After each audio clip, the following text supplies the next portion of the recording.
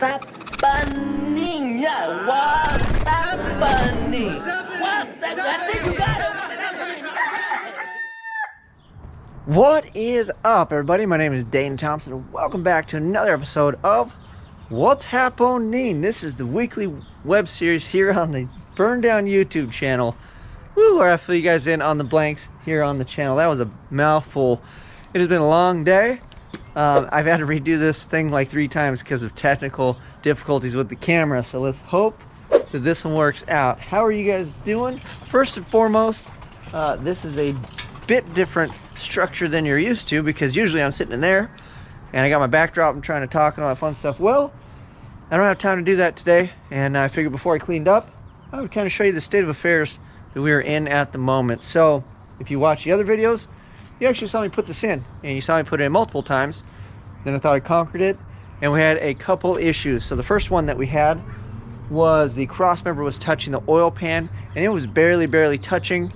I figured it could self-clearance, but I realized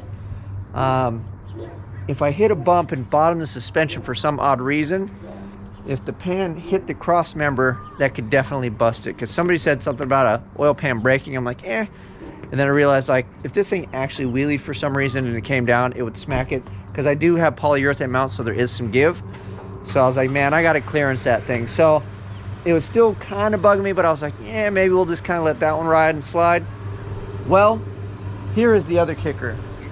It is the torque converter spacing. So if you've noticed, I deleted the other video that I did this week on torque converter spacing because I feel like there's a bit of misinformation, and that is on my part because I am a rookie, and there's a lot to learn and know when you're building cars, and there's a lot of stuff that I am well informed on, and I thought I did decent on this, and I had part of it right, but I didn't have 100% of it right. And I don't want to leave comments. I'd rather make videos that are informative and correct and not try to put band-aids on them. So we'll just get rid of that one. I will hopefully be able to make a new one with the correct information. But a lot of you guys were right. The measurement that you would like to have would be between an 1/8 and 3/16 inch of pullout. And a little bit on the looser side, I guess, is better as far as Ryan Jans is concerned, which is the guy that spec'd my converter, knows way more about converters than you probably need to, that most people need to. Way more definitely than I know about them. So I reached out to him. Big shout out and thank you to Ryan for clarifying. But I did read a few different spots where it said a 1/16 to 3/16, and he said that it's better to err on the side of a little looser than it is to be a little tighter, at least for this. And he said, you know, even at the loose end, which would be the 3/16, you still have more than enough engagement, and he's never had any issues. So I have this cone spacer, and I thought maybe I could just shave the face or shave a portion of it down that something was contacting, but it turns out everything was bottomed out in this spacer. So the spacer does not work for this application with this converter, and it obviously, I don't think it worked for the other one technically. So I need at least an 1/8 inch pull out. And then here's the other thing that I didn't even cover, and I got blatantly wrong. I buried the converter in, you know, in the snout to that, and then that was the gap that I took up with my spacers. Well, apparently you need distance from the crank to the converter and from the converter to the pump gear. So it literally flexes on the plate. That's why they call it a flex plate. So man, it's way more complicated, but this is why you do your due diligence. And the problem, or the reason I'm having an issue, so to speak, is I've got an aftermarket flywheel, I've got an aftermarket converter, I've got a power glide transmission mated to a 6.2 liter or just an LS in general. And all of those things, you need to check all this stuff because you're going to have problems down the road. Not to say that this setup wouldn't work with what I had in there, but I think at the upper limits, you start pushing some real horsepower, you'll have issues, and then I'll probably never come back and think, oh, that's my issue, that's why I'm having transmission. I would just blame it on the transmission builder. Or you start blaming the converter guy, which we all know that he knows his stuff. Or it's like, oh, the thrust bearing, I knocked it out, or whatever. A lot of people like to blame thrust bearing issues on converter spacing and all those things. So it is imperative and important that you measure and you do it right, especially when everything's new. If you're using like stock bottom end stuff like a 4L80, and all of those things are all kind of set up from the factory, so you can't really screw it up. They already have the play in it. But when you're going with power glides or TH350s or 400s, and you're having some Yahoo, or you go to Jags or whoever, and they're making converters, and you're stabbing them on, and you get your little cone spacer and you throw it in and you think everything's good. Well, there's a bit more to it than that. But the good news is, once you get it right, it's right. You can pull it in and put it out, do whatever you need to, because you'll have the shims, you'll have your spacer. So when you're on the thrash, it's not a big deal. It's not like you have to sit here every single time and go, oh God, I got to measure this again. Once you get it right, it's always right. So I actually ordered parts just now. So hopefully they'll be here tomorrow evening. And then we can correct all of this and stab this guy back in. I'm going to set it down, but I'm not going to really put it together. So yeah, so I had to delete a video because I was full of BS.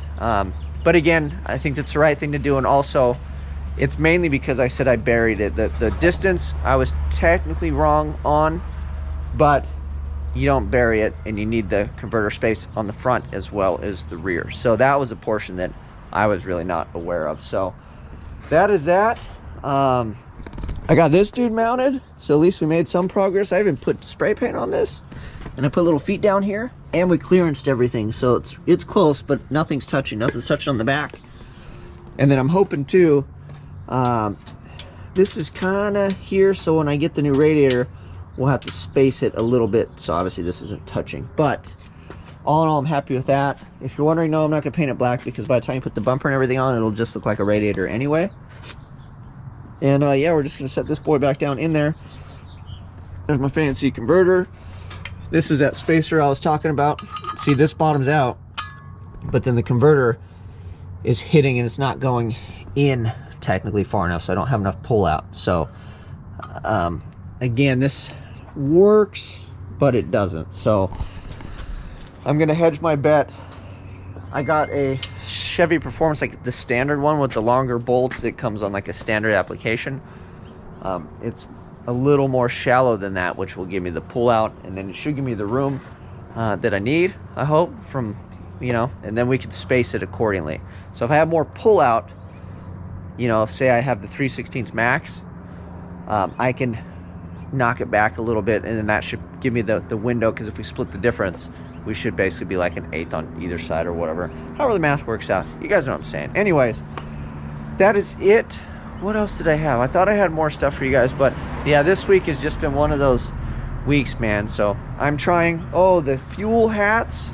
Everybody reached out. I don't even know what the name, I just call it the fuel hat for the fuel cell. I'm working on it. I have a buddy that has a Tormach, so we can hopefully prototype it.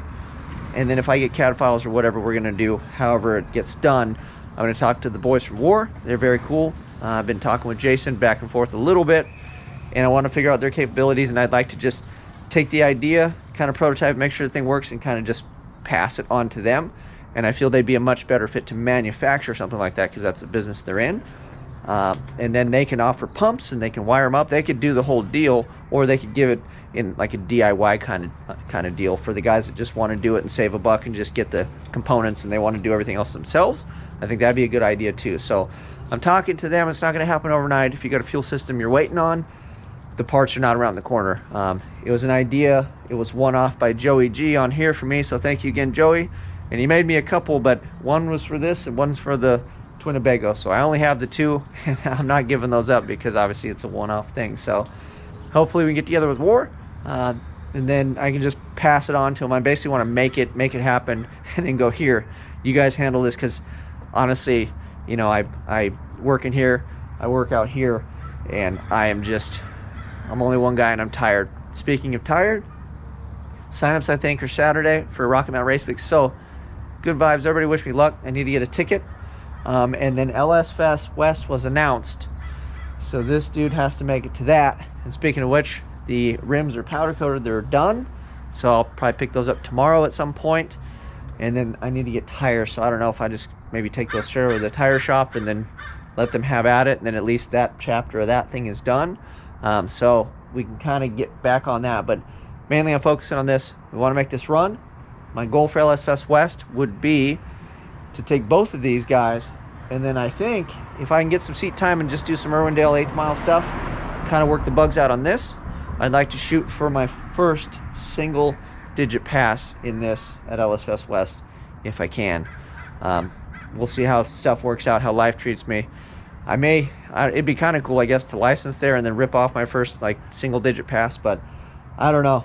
Actually, I need a net. I need all kinds of stuff. I don't know. Maybe we can just run it and we'll know that it'll do it. And if we know it'll do it, we'll just send it. They can throw us out of LS Fest West and we can be heroes, and then I can finish all the rest of the stuff. So don't tell everybody, I guess. Probably should put that in the video if that's going to be our plan, but we'll see how it goes. The car's set up for safety. It just doesn't, it needs to be certified. I need a net and a couple other little things, but we'll see how it goes. Sun is going down. I feel like I'm rambling at this point. Sorry for the misinformation, but I corrected it. We'll make a new video. When I put it all back together, I will do it again. I'll try to make it more concise and then explain it properly, considering Ryan Jan schooled me on it today. So I feel a bit better about it, and then I know what I'm talking about this much more. I was there. We were like 70%, I would say 80%. It's just that little last 20%, and I'd rather be 100 if I'm giving people information. So you guys know what to do. Thank you very much for the support. Like, subscribe, share. Till next time, I'm out.